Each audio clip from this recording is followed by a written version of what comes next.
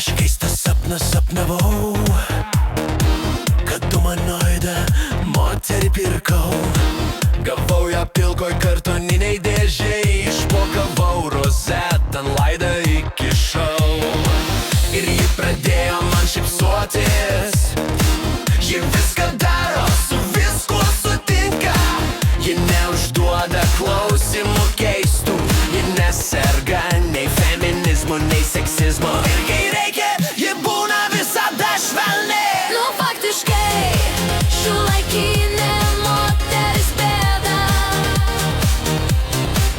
Ir kuo toliau yra blogiau, o humanoidė jėga, ji su garantija. Ir visada švelni.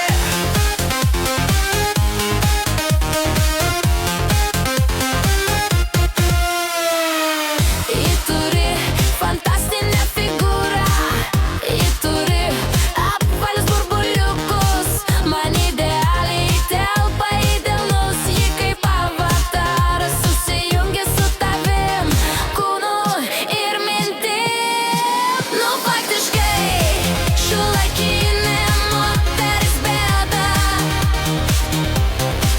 Ir kuo toliau yra blogiau, o humanoidė jėga, ji su garantija. Ir visada švelni. Nu ką tos moteris galvoja? Jos visos karalienės be karūnos. Jos visą laiką aimanuoja ir įsivaizduoja, kad vyras bus po kabliuku.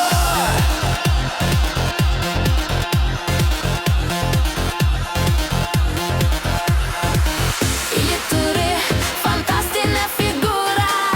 Ji turi apvalius burbuliukus. Man idealiai telpa į delniukus. Ji kaip avataras susijungia su tavim, kūnu ir mintim. Nu faktiškai